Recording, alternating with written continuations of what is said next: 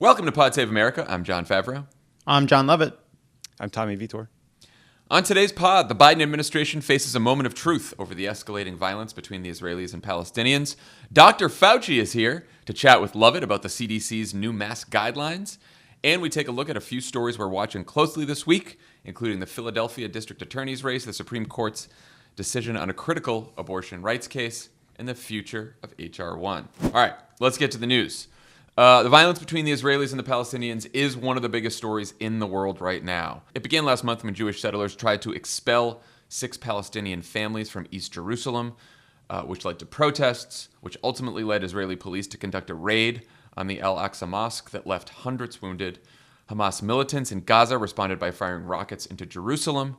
Israeli Prime Minister Benjamin Netanyahu responded by ordering airstrikes against Gaza, where the death toll has now climbed to at least 192 people, including 58 children. In the occupied West Bank, Israeli forces have killed at least 13 Palestinians, and in Israel, there have been at least 10 deaths, including 2 children. One image that captured the world's attention over the weekend was the demolished building in Gaza where the Associated Press and Al Jazeera worked, a building that was targeted by the Israeli government that they claim was shared by Hamas. In addition to the violence between Hamas and the Israeli government, there's also been some of the worst violence and unrest between Jews and Arabs inside of Israel in over 2 decades. Tommy, that was my attempt at a quick summary of how we got here. What important context have I left out? Those are definitely the key events. I mean, a little broader context is last week the Israeli Supreme Court was supposed to rule on whether those families would be evicted from their homes in Sheikh Jarrah. So that helped kind of bring it to the fore and make it a focal point. And land disputes in East Jerusalem are incredibly sensitive for a lot of reasons, especially because any serious plan for a 2-state solution envisions the Palestinian capital being in East Jerusalem. But a lot of right-wing Israelis, including a lot of people in the Netanyahu government, want Israel to control all of Jerusalem. So there's this concerted effort by settler organizations to evict some of these families, these Palestinian families, from their homes, move Jewish settlers in. It highlights all the unfair ways that the Israeli law treats historical claims to that land. So that ruling got postponed, but it also coincided with an annual Israeli holiday called Jerusalem Day that marked Israel's capture of East Jerusalem. And associated with that holiday, there are often far right-wing Israeli settlers marching through the streets in that area. So it's an incredibly provocative set of actions. So it became bigger than just a conversation about 6 evictions. It was about Israeli sovereignty, and this is all in an area with these enormous religious implications and significance for all sides. So it was this tinderbox of Palestinian protesters, far-right Israeli counter-protesters, heavy-handed policing by Israeli police forces, and things really exploded when Israeli police raided the Al-Aqsa Mosque, which is one of the holiest sites in Islam. They fired stun grenades, rubber bullets, and when people were worshiping. So that's when Hamas got involved, right? Like the Palestinians were not asking for them to be involved. They're just selfish assholes who want to make this about themselves. They're terrorists and arsonists, and they start firing rockets indiscriminately into Israel, which, to be clear, is a war crime. And the good news is, like, a lot of those rockets were intercepted by this Iron Dome missile defense system, which prevented innocent people from dying. But then the IDF responded with intensive shelling of targets in Gaza, and that's still ongoing. And look, Gaza, just so people know, is one of the most densely populated areas in the world, and it's been controlled by Hamas since 2007. So it's sort of this open-air prison where the majority of people can't get in, they can't get out, they're just stuck there. And then the last piece of broader context is there's just general political instability in the region because the Palestinian Authority is feckless and corrupt, and they haven't even had elections since 2006. And the Israeli government has been paralyzed because they've had 4 elections in 2 years, but because of how their system works, no leader has been able to form a government. So they just go back to the polls and back to the polls. And Netanyahu is basically a caretaker prime minister right now, but he has been distracted by a bunch of corruption cases against him. So it's it seems like some people were asleep at the switch in the Israeli government when it came to these tensions in East Jerusalem. What's your reaction been to Netanyahu's response to Hamas over the last several days? Obviously, the shelling continues as we speak. It certainly seems disproportionate from everything that I've read and seen over the last several days. Yeah, I mean, look, the mantra you always hear from U.S. officials and from the Biden administration right now is that Israel has a right to defend itself. And of course, that is true, right? Like any leader would respond if rockets were fired into civilian areas. But to your point, John, I do think that glosses over a more important question of, is this a proportionate response? Are these strikes going to save innocent lives or take innocent lives? And right now, I'm very worried about all these reports of civilian casualties in these residential buildings that are getting targeted, because the way that Israeli defense officials often describe their military operations in these cases, they call it mowing the grass, which is a really disgusting, dehumanizing way of saying, like, once the fighting starts, we're going to take out as many Hamas fighters as we can, and we're going to take out as many rockets and as many tunnels that Hamas uses as we can before it stops.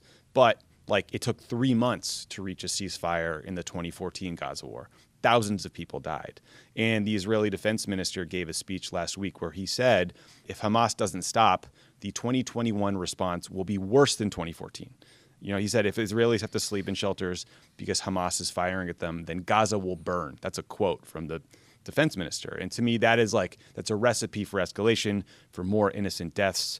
The average citizen in Gaza can't stop Hamas. They can't make them stop firing rockets. They can't help that Hamas is co-locating its operations in areas where they live. They just have to live through these bombing rates, And I think that's why calls for a ceasefire have to happen now, and that doesn't absolve Hamas. But there's this major power imbalance here, right? Israel's a superpower with this advanced military, and it's funded by the U.S., and they control most of the territory we're talking about. And I think that's why there needs to be more of a push to call for a ceasefire immediately. Lovett, what's your reaction been watching this unfold? Especially the Israelis targeting a building that housed media outlets because they say that Hamas was co-locating there. It's obviously been really hard to watch this unfold, and there was something that actually, of all people, Barry Weiss wrote that really stuck with me. Not because I agreed with it, obviously. Let me say that at the jump. Hear the rest of what I'm going to say before you tweet at me, please. Jon Lovett is a big Barry Weiss fan. But Barry Weiss was a former Times columnist. She's now chief cancel culture correspondent for her own Substack. But she said this about the deaths of Palestinian civilians and children in an attempt to try to bring nuance to what she viewed as an anti-Israel, anti-Semitic narrative that has taken hold. And she said, "This is an unspeakable tragedy. It is also one of the unavoidable burdens of political power, of Zionism's dream turned into the reality of self-determination." And I'll just be honest that it makes me so angry. It makes me really upset to see that, because I am when I think of Israel, in my mind, it is ineluctably, it is connected not just to the Holocaust, but to the anti-Semitism Jews have faced forever, to the fact that after the creation of Israel, Jews had to flee Arab countries or were expelled from Arab countries into Israel. I think of the escape of Soviet Jews. I think of the fact that pogroms took place in Europe after World War II, in Poland, in Central Europe.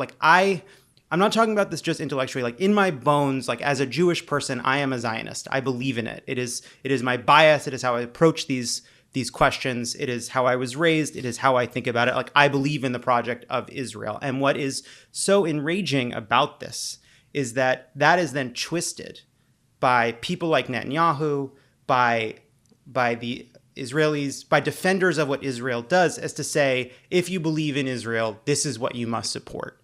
And not only do I think that's not true because it's morally wrong, not only is referring to this as some unavoidable burden of power, morally reprehensible, which is, I think, I'm taking this one sentence, but I think it speaks to a larger way in which these actions are defended. I think it is counterproductive in a fundamental way, that it does not bring us closer to the point at which Israel is free and safe because Palestinians are free and safe. It makes everything harder. It makes everything go on. It makes the animus worse. It makes the hatreds worse. It makes Israel more isolated, more alienated from its neighbors and from the international order. It makes the day at which Israel is at peace and sustainable and safe and free further away.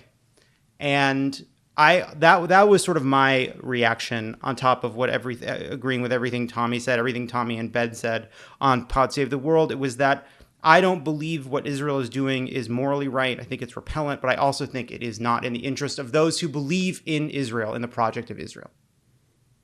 Yeah.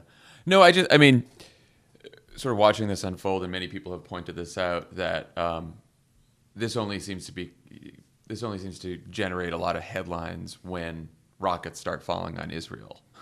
But as Tommy pointed out, there's like a whole bunch of context that doesn't get as much headlines everywhere before the rockets start falling on Israel, and that's always the case every time there's the conflict erupts between Israelis and Palestinians. And at the end of the day, you just have to understand that like the Palestinians don't have a state, nor do they live in a democracy, right? And they either need to have a state of their own, or they need to be treated as equal citizens in the state where they live. And the Israeli government under Netanyahu does not want either of those things. I think it's important to just focus sort of like on the Palestinians themselves, because sometimes we just don't talk about this stuff until Hamas starts firing off rockets. But Tommy, I do want to get your reaction, because I know I saw you tweeting about this over the weekend about Israelis targeting that building that housed both the Associated Press and Al Jazeera. Yeah, I mean, I want to be. I think that was outrageous, and to Lovett's point, I mean, I think it's incredibly stupid to bomb a building that houses media organizations. Like, the world is watching. I assume that the Israeli government wants people to support their efforts, to think they're just, to think they're proportionate and wise. If there's some intelligence that shows that building contained Hamas's version of the fucking Pentagon, I will, of course, look at that. I will take that on board. But I doubt that is the case. You shouldn't blow up a media building.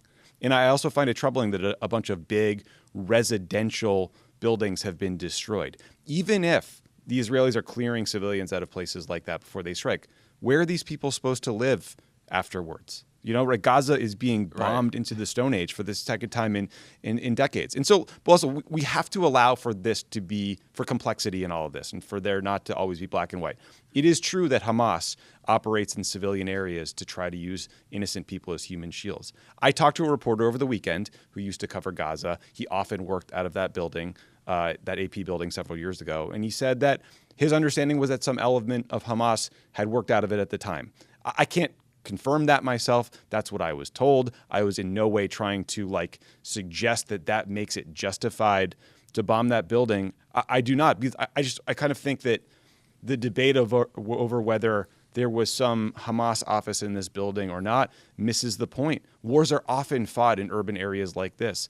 Militaries decide all the time not to strike targets because of collateral damage, not to strike targets because you would have curtailed the international media's ability to report on a conflict. And so in this case, the IDF had to know that the response to blowing up a building used by journalists would be enormous. They should not have done it. And their failure to lay out evidence proving why this was some critical military target is allowing far more cynical views about why one might do that, like thinking maybe it's a good thing to curtail reporting on what's happening in Gaza, to fester and to be surfaced online. So I think it was an enormous error.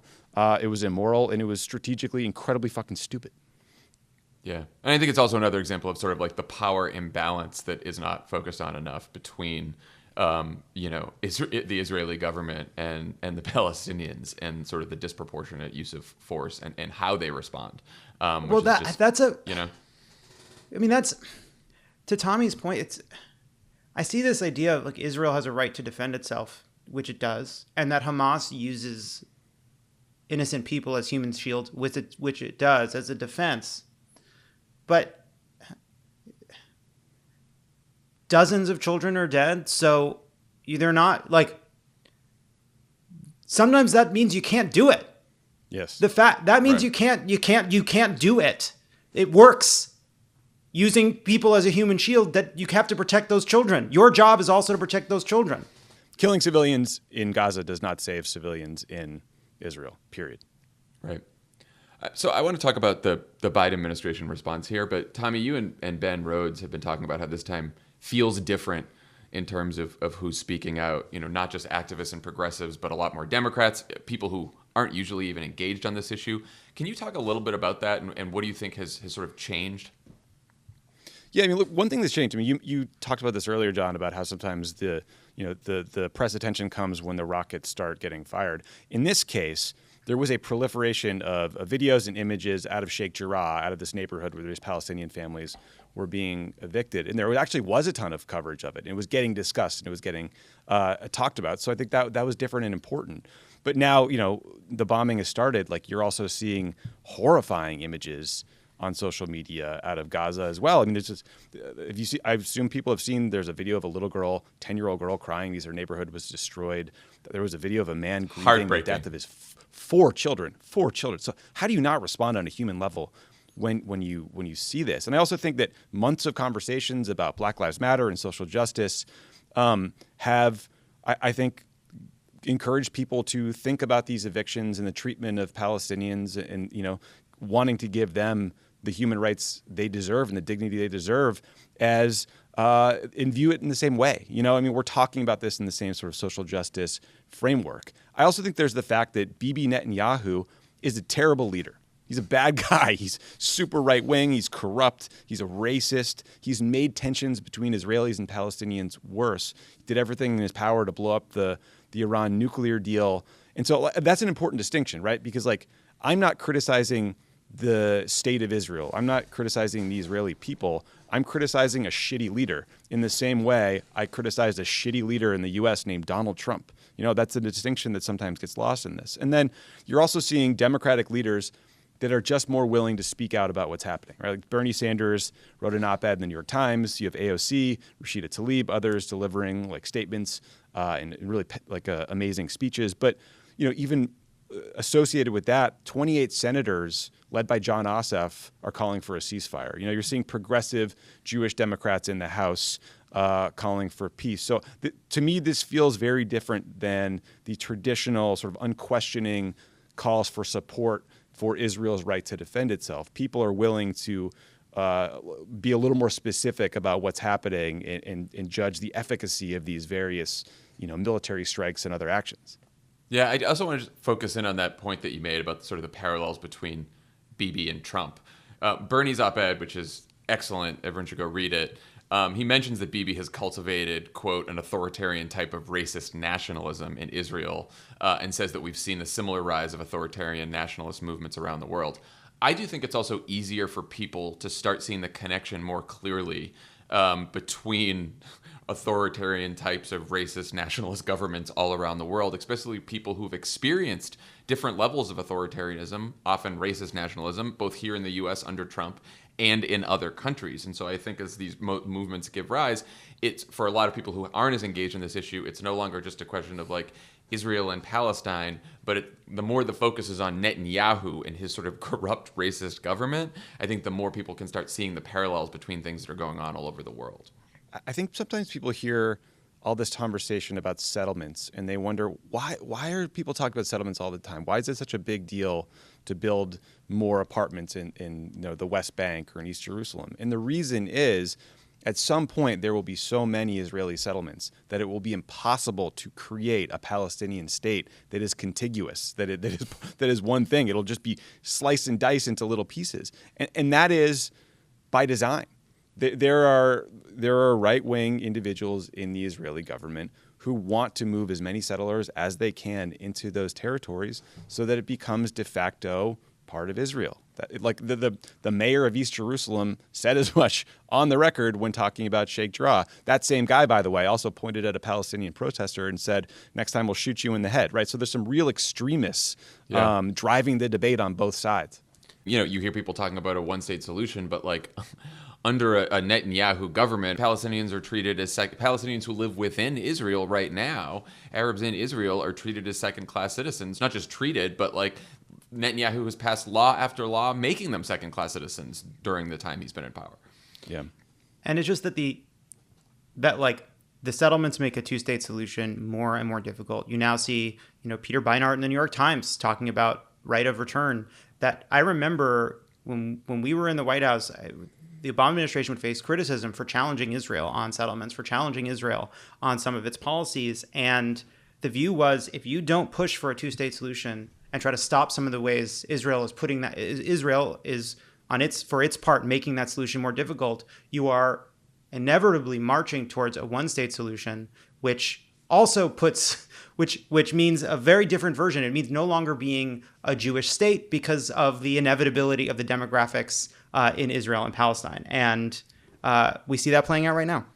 Yeah, I just want to say, it is also true that over the last several decades, the Palestinian Authority has walked away from or refused to accept deals that were negotiated by the U.S. or put forward by Israel that would have enormously benefited them today had they taken them. This is by no means absolving the Palestinian Authority of their responsibility for the failure to achieve a two-state solution. The challenge now, though, like you see the Biden administration putting out a statement that they sent a letter to Mahmoud Abbas, the head of the Palestinian Authority. Well, Abbas has no power. No one listens to him. He has no moral authority. They delay these elections in part because I'm sure he thought Hamas would kick his ass. So, that's when we talk about the power imbalance. Anyway, sorry to go all worldo on you. No, so I mean, one place where it unfortunately doesn't seem like Israeli-Palestinian politics have changed much is the White House, which released a statement on Saturday saying that Biden talked to Netanyahu and, quote, reaffirmed his strong support for Israel's right to defend itself from Hamas. The U.S. is currently blocking a joint statement from the UN Security Council calling for an immediate ceasefire. Today, Jen Psaki wouldn't say whether Israel's response is proportional and instead kept pointing out that there is, quote, quiet, intensive diplomacy going on behind the scenes. Biden is not just in a different place than progressives like AOC, who've been critical of his response. As Tommy mentioned, you get 28 Senate Democrats released a letter on Sunday night calling for an immediate ceasefire. The Biden administration publicly won't even go there. We're recording this right before Biden speaks to Netanyahu, and then said he told reporters that he would have more to say after he has that discussion. Tommy, why do you think the Biden administration is taking this position? Like, do you think there are certain political or national security dynamics shaping their response? What are they? I am getting pretty frustrated with the Biden response. I know a lot of the people on his team who are working on this. I think they're good people. I think their hearts are in the right place. But I think the world is looking at this as a test of Joe Biden's commitment to human rights.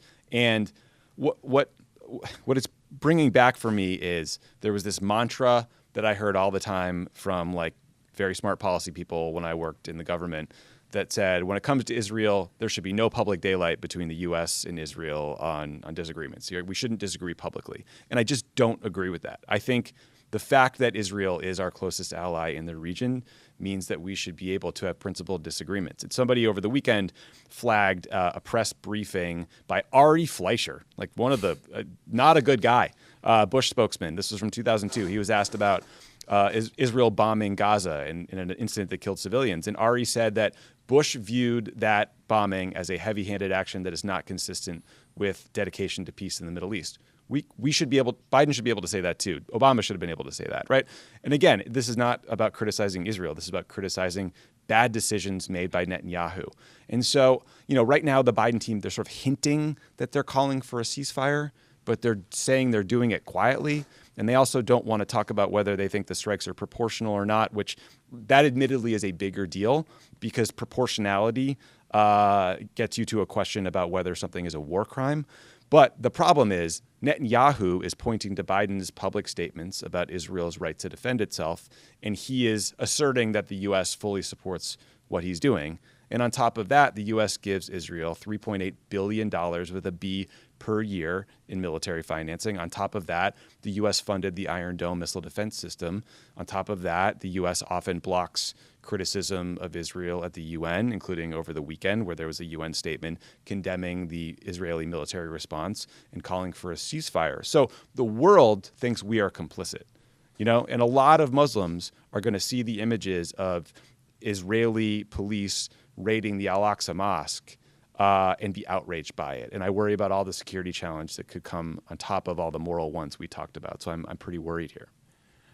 I just can't understand the national security or geopolitical risks in publicly calling for a ceasefire. I don't understand. But it's one of those things where there's so much, and Rhodes talked about this on Pod Save the World last week about how sort of the response is different this time, but the talking points haven't changed for a lot of Democrats in power, or specifically in the Biden administration.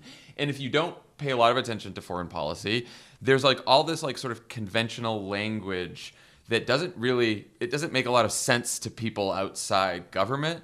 And so when the Biden administration sounds like they're behind the scenes doing diplomacy where they're calling for a ceasefire, but they won't call for a ceasefire publicly. That makes no sense to anyone. It's like, it doesn't make sense to me, and I pay somewhat attention to this. Imagine just like regular people, like, why the hell doesn't Joe Biden want a ceasefire? Why isn't he calling on both sides to stop? There's people dying every day. Like, why wouldn't he do that? What's the problem? Yeah, it's it does sort of strike me that there's a kind of like,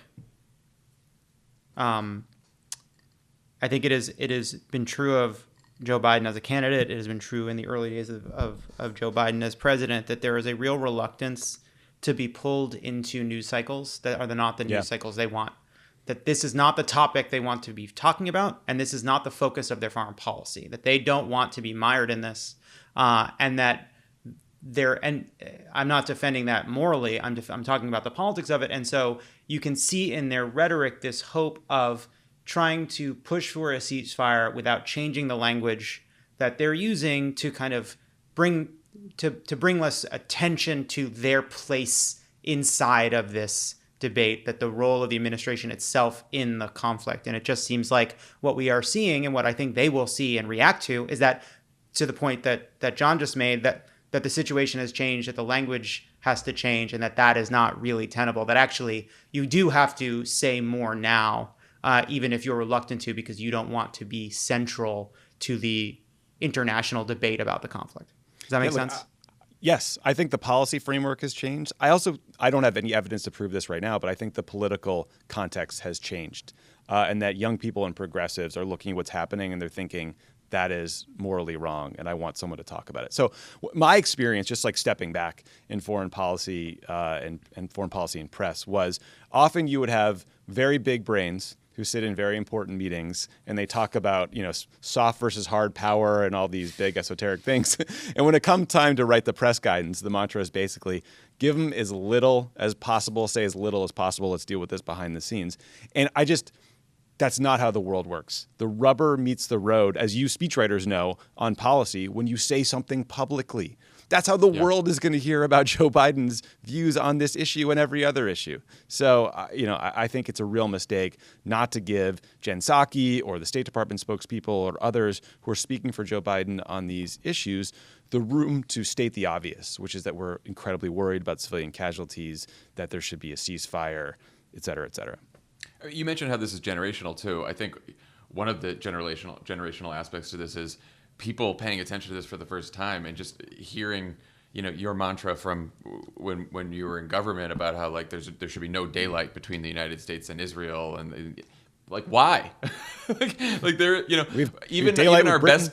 Right, exactly. That's what I was going to say. Like Daylight all of Canada. Our allies around the world, when our allies are acting like assholes, we should be able to tell them. That's like what a good ally is, right? Like the idea that our alliances are beyond criticism when a nation or a government in a nation that we're allied with does something that we don't like, that we can't criticize. That is, I think that strikes most people in this country as bizarre. But I will say it comes from a different time, a time in which the United States was really keeping Israel in existence by being its defender and being its stalwart defender. I'm not saying, not that what you're saying is wrong. It's that it just speaks to how much has shifted, how the power imbalance has changed. That there was there's been more recognition from Israel's Arab neighbors of its right to exist. That has not changed the fundamental dynamic inside of the Israeli-Palestinian conflict. But it does, I think the reason that you can be more critical, and actually the reason even the Bush administration was more critical, is because they saw it as a necessary way to build distance for their ability to be an interlocutor, for their ability to be a broker. Yeah. Look, also though, Bibi Netanyahu, he seems pretty cool with expressing his views on policy, including when they disagree on areas like Iran. So I'm not sure why we should take a different tact. Also, Lovett, you mentioned Trump and Jared Kushner's, Abraham Accords, where basically, the U.S. gave tons of weapons basically to autocratic regimes that agree to announce normalization treaties with Israel, even though a lot of the places we were talking about, like the UAE, basically had relations with Israel anyway. I believe that those Abraham Accords actually exacerbated the underlying tensions we saw in Sheikh Jarrah, because for a long time, the Palestinians felt like, well, our Arab neighbors had our back, and all of a sudden, these accords, which, look, I agree. I want Israel to normalize relations with all its neighbors. I want there to be peace between, Israel and Saudi Arabia, et cetera, et cetera. But I think it exacerbated the tensions with the underlying Palestinian issue, because the Palestinians were like, well, we have nowhere to turn now. We're desperate, more desperate than before. Is there anything that the Biden administration could be doing or should be doing right now in addition to calling for a ceasefire, Tommy? Yeah, I mean, look, I think there's sort of two distinct issues that are inextricably linked. Like, one is just stopping this immediate war, right? And the second is the longer term underlying problem. So I think they need to call for an immediate ceasefire. They need to do so publicly. That is like the key right now. But long term, like, they have to try to find a way to get, like, I don't want Joe Biden to do what we did, which is have a gigantic summit at the White House and bring in, 5 leaders and host a bunch of negotiations. Like, I don't know that that was a great use of time. But I do think they need to get the two parties back into some sort of negotiation or peace process where there's at least conversations happening about these underlying issues, where they're trying to empower the Palestinian Authority so people aren't turning to Hamas. That approach and that process should include offering incentives for doing the right thing, but also a pressure campaign that says, the U.S., we will condition or cut off military aid if it's used to annex the West Bank, or if we continue to have human rights concerns about the targeting of civilians. We cannot have this approach where Netanyahu is perceived to have a blank check. And also just, for people, we constantly hear from people, from listeners to this show, who say, look, I live in a blue state. I'm frustrated. I feel like I have no power or agency in Washington. Now is your time. Call your representative. Call Democrats who represent you. Ask them to make a public statement calling for a ceasefire. Ask them to pressure President Biden to do so. It will really matter if reps hear about this stuff on the phones. Yeah, very much agree. It's a good thing for everyone to do. All right. When we come back, Dr. Anthony Fauci talks to Lovett about the CDC's new mask guidelines.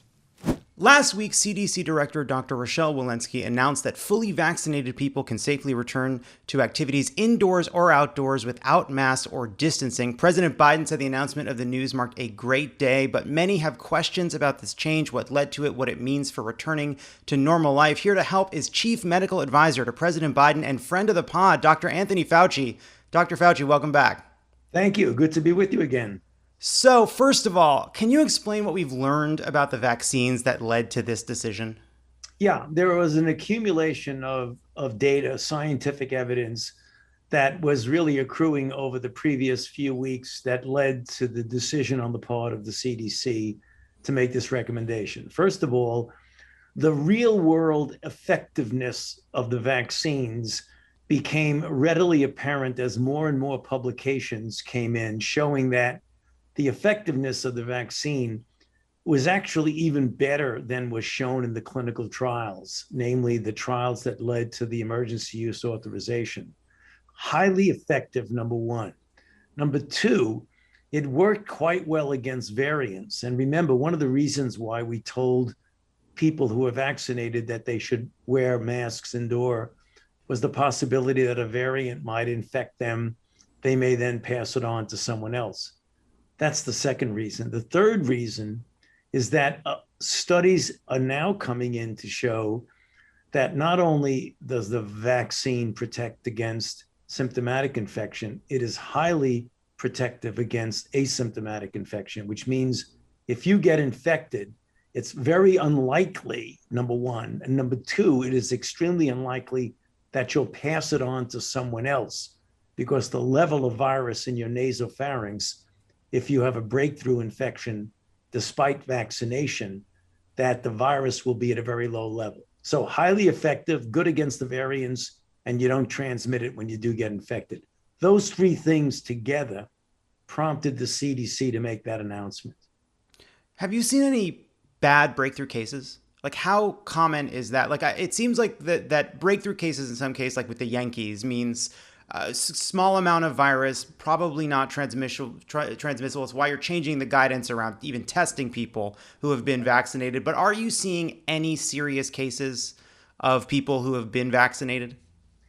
To my knowledge, no, but you've got to be careful because when you have millions and millions and millions of people vaccinated, you're always going to get exceptions. But if you look at the overwhelming trend and majority is that when there are breakthrough infections, they generally are either without symptoms or with minimal symptoms. And the more we learn, you're going to find for absolutely certain, John, you're going to find that sooner or later, somebody's going to get a breakthrough infection, get seriously ill, and probably die. And that probably has already happened. But remember, when the denominator is tens of millions of people, you're going to see virtually one or more of anything. So there was a sign on just this morning on the coffee shop by my house that said, everyone needs a mask, even if you're vaccinated. And then I see some pundits saying things basically like, if you don't take off your mask right now and you're vaccinated, you're as bad as an anti-vaxxer. You might as well be Marjorie Taylor Greene. No. How do you... So heaven forbid. You have been at the center. You have been at this place where politics meets science, where rigorous study meets like human messy behavior. How do you think about that? How do you think about translating what we've learned and updated in real time to information people can actually use in their daily lives as we return to normal? Well, what you have to do is you always have to make sure that the science, the evidence, and the data guide whatever you do. But you also got to be very careful with the messaging. You've got to be crystal clear in your messaging. You've got to know what your audience is and what your message is. And when you put those two things together, you can avoid confusion. Like getting the point that you mentioned, the very fact that the CDC says that we want people who are vaccinated to know that they are really safe, even when they go indoors without a mask. That does not mean that people who feel they want to continue to wear a mask should not wear a mask. There's not a mandate to take your mask off. Mm-hmm. I think that's what people are misinterpreting. It's essentially a scientific statement saying that if you are fully vaccinated, your risk is really very low, not only outdoors, but also indoors. It's saying no more than that. For the people who are not vaccinated, all the recommendations remain the same. So that's the thing that I think get conflated and people get confused, that now this is a mandate, take your mask off. No, and in fact, there may be some organizations or stores or businesses that say, I get it that people who are vaccinated are protected both outdoors and indoors. But coming into my shop or coming into my establishment, that they're going to be people who are not vaccinated and some people that are infected. So as far as I'm concerned, if you want to come into my shop or my establishment, you have to wear a mask. That's perfectly fine. And I believe that people who are vaccinated should respect those mandates of independent organizations who feel, I'm glad you're vaccinated, thank you very much, but if you want to come into my place, you got to wear a mask. You know why? Because I can't verify that you're vaccinated. I don't know. We don't have a vaccine passport. That's the important thing.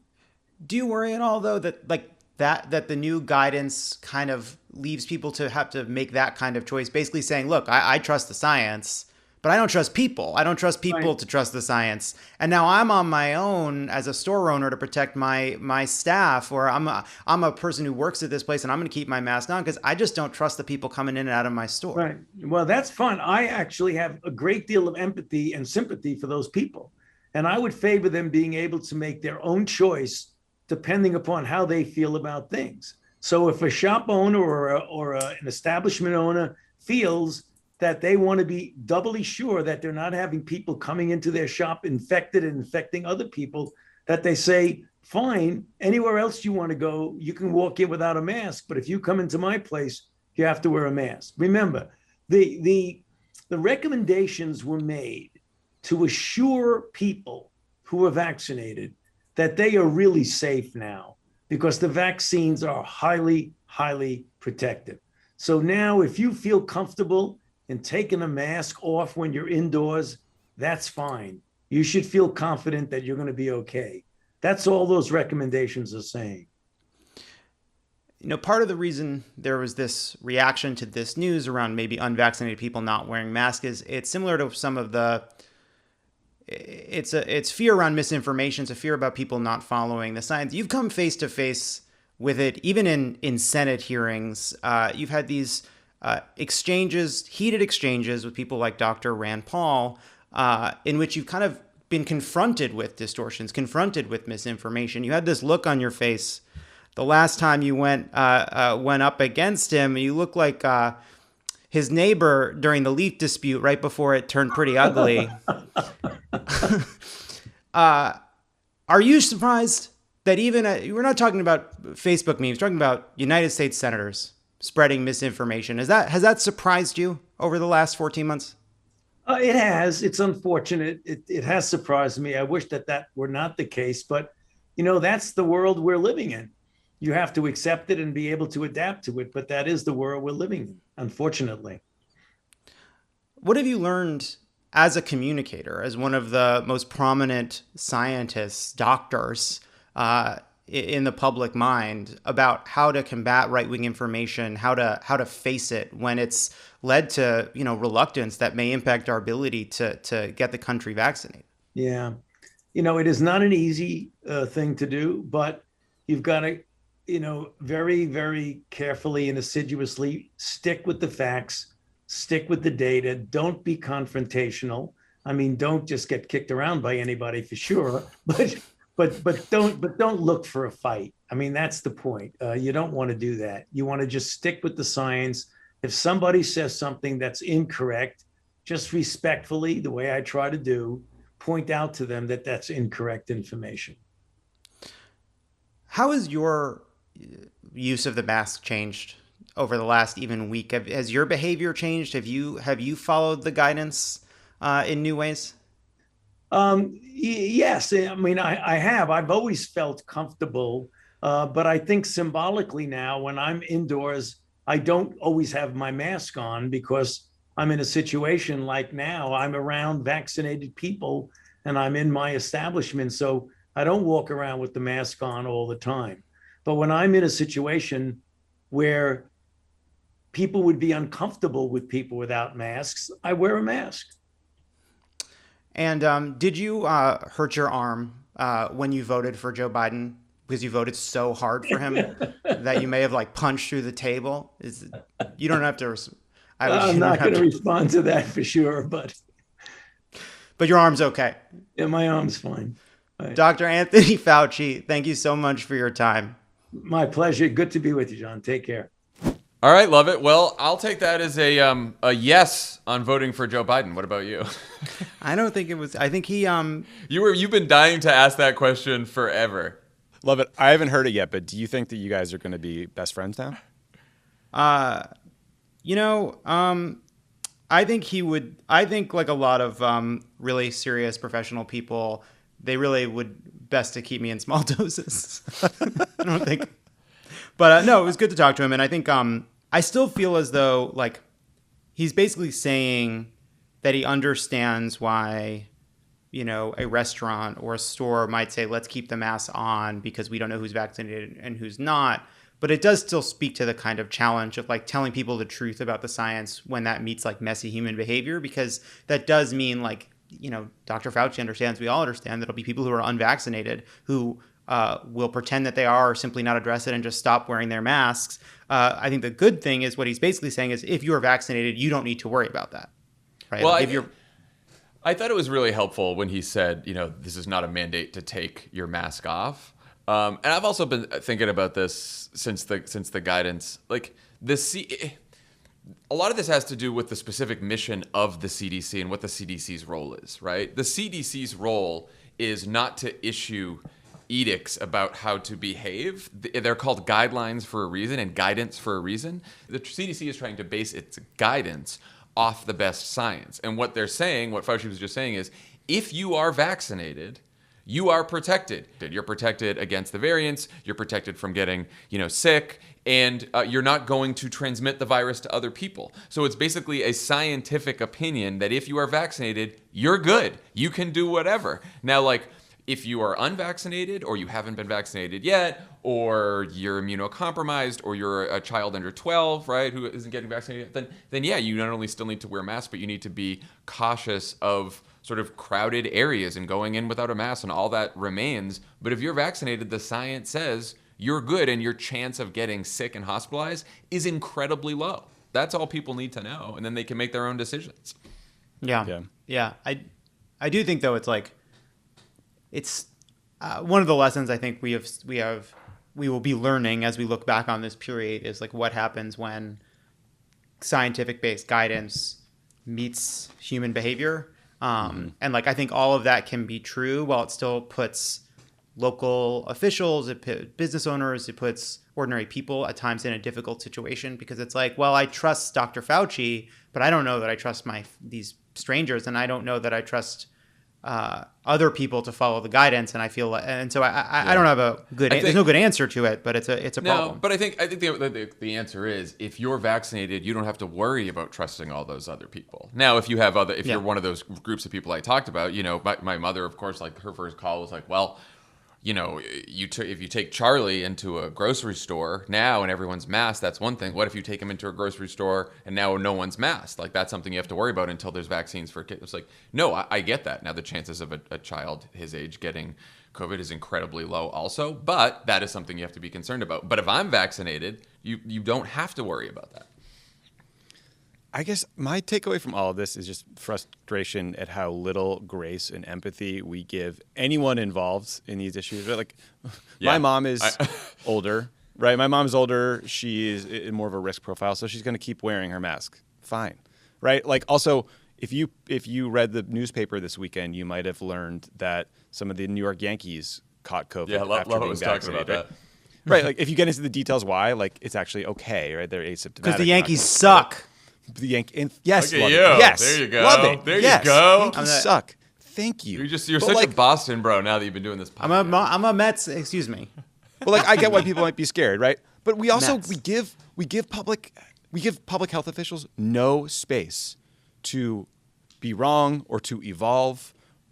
It was a new coronavirus. No one has trust in any institutions anymore. This is part of course, of it. Of course, guidelines are going to change over time. I experienced this in a microcosm with Benghazi, right? The intelligence picture changed over time. And when we try to update it, you're accused of lying or hiding the truth or some nefarious reasons. It's actually, sometimes you're doing the best you can with the information you have available to you at that moment, and it turns out to be wrong. And there's a giant apparatus, well-funded, with a big megaphone telling everyone that you're lying and full of shit. 6 months ago, the president was injecting bleach. Yes. This has been one of the great, of course there should be grace. This is a once in a century pandemic. The first time doctors and experts have had to communicate with the American people through not just television, not just radio, but social media. And it has, of course there will be lessons, and of course it's hard. Yeah. Just don't judge people who are still wearing masks. Don't judge people who aren't. Just don't judge. Before we go, we just want to run through a few big stories to keep an eye on this week. I'll start. Big news from the Supreme Court this morning. They've agreed to take up a case that involves the constitutionality of Mississippi's ban on most abortions after 15 weeks of pregnancy, which could give the 6-3 conservative court a chance to reconsider Roe v. Wade. This is especially alarming because you're starting to see these bans that Mississippi passed with more frequency. Texas just banned abortions after only 6 weeks. Voters in Lubbock, Texas recently passed an ordinance making it the largest city to ban nearly all abortions. And in just the last 3 days in April, 28 restrictions on abortion were signed into law across 7 states. So there's not a lot we can do about the Supreme Court except wait for a decision. But, advocates are pressing the Biden administration to do more to protect abortion access, including ending the ban on abortion coverage for Medicaid recipients, which is known as the Hyde Amendment. And the Biden administration has already undid some Trump-era restrictions, and the FDA recently allowed access to prescription abortion medication through the mail. So that was progress. One thing about all this, Elise Hogue, who's the president of NARAL, she was tweeting this morning. Here's a reminder as we think about upcoming elections. The GOP position is to ban abortion entirely, no exceptions. It's in their platform. Ask every single candidate who wants your vote how they'll expand abortion access. Local, state, federal, everyone has a role. So we should not all sit around feeling helpless just waiting for the Supreme Court. That's good advice. Also say Stephen Breyer, retire bitch, and also one note about this. It is going to persuade him. I know it. Honestly, it's the best argument I have. I don't know how to make it more sophisticated. One other piece of this too is, despite Breyer's protestations that the court is not a political body, it of course is, and I've seen court watchers and others make this point, but it's also worth keeping in mind that this will inevitably become a debate over whether or not the court will overturn Roe, but the court will see that, and we should just be aware that it is also pernicious for them to uphold Roe in some ostensible way while gutting gutting access to healthcare for women. And we should just be aware that, don't let that messaging or that frame take hold, because there's a number of ways that they can restrict access to healthcare without overturning Roe. Yeah, they're constantly trying to chip away. Yep. Tommy, what story are you keeping an eye on? Yes. So on Tuesday of this week, so May 18th, Pennsylvania is going to hold a primary election. So they're going to vote on a bunch of important stuff. But the thing I want to focus on for today is the primary challenge to Larry Krasner, who's Philadelphia's district attorney. Krasner is part of a not big enough yet, but a wave of progressive prosecutors who have been elected recently and who are trying to do radical things, like hold the police accountable for misconduct. It shouldn't be radical. They're trying to generally reduce mass incarceration. And Krasner is running against a guy he actually fired. And this person is taking more of a law and order approach, accusing Krasner of being soft on crime, all the usual tropes. So we're watching this really closely because district attorneys, they have an enormous amount of power. They can send people to jail for life. They can decide what cases to prosecute or not. They can, decide whether or not nonviolent drug crimes, can become a life sentence or not. So we're watching this race really closely because district attorneys are incredibly powerful. We don't pay enough attention to their elections. And traditionally, DAs have won by pledging to be tougher on crime, promising to lock people up. Krasner took a totally different approach, and this race will go a long ways towards showing whether or not that's politically viable or not. So if you live in Philly, vote for Larry Krasner. Everyone should be figuring out who their own DA is, because this is absolutely critical if you want to reduce mass incarceration, if you want a more accountable police force in your neighborhood. So an important race to watch on Tuesday. I will just say, too, I was reading about this election, and one of Krasner's supporters, who's a legislator in Pennsylvania, they're worried about low turnout because a lot of other people are paying attention in this race. And he said, "You're always concerned about maintaining interest in non-sexy races. It was sexy 4 years ago because it was a new thing. Now he's our guy. It's not as sexy."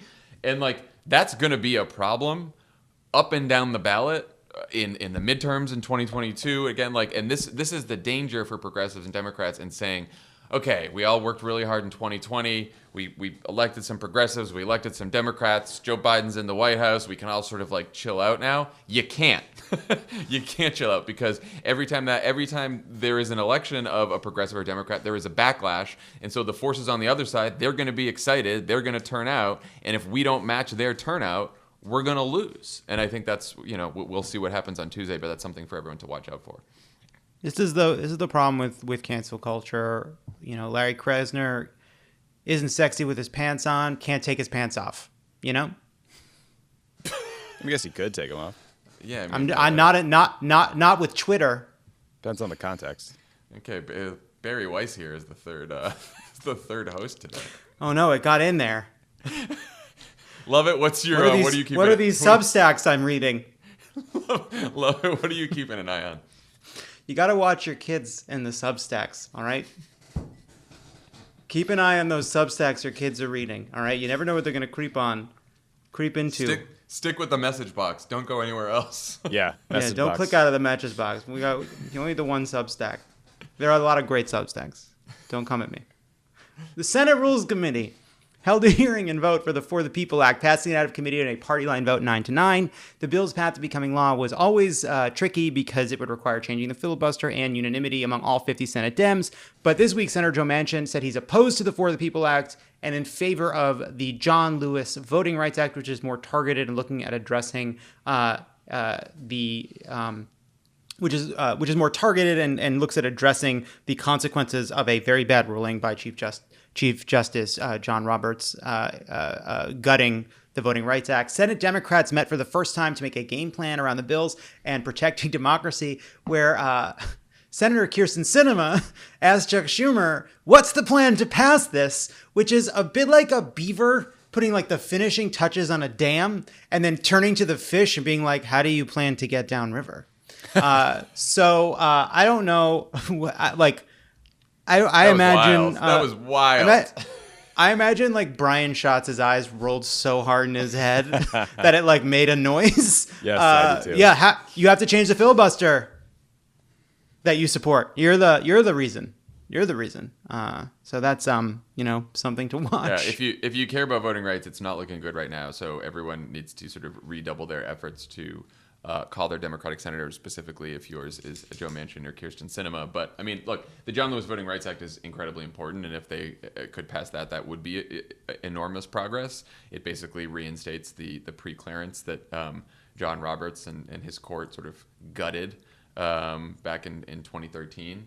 And so states would not be able to just change their voting laws without pre-clearance from the federal government. So it's an important law. But again, even Joe Manchin being for that, I'm like, okay, well, are you willing to get rid of the filibuster to pass that law? Because so far the only Republican we know who supports it is Lisa Murkowski, had co-sponsored it a while back. So that's one. You'd still need 9 more. So what's your plan? Kyrsten Sinema should ask Joe Manchin, what's your plan to pass that? You should ask in the mirror. Also ask in the mirror. What's your plan? What's your plan? Just anyway, all of us, all these people worshiping at the altar of fake bipartisanship in lieu of doing stuff.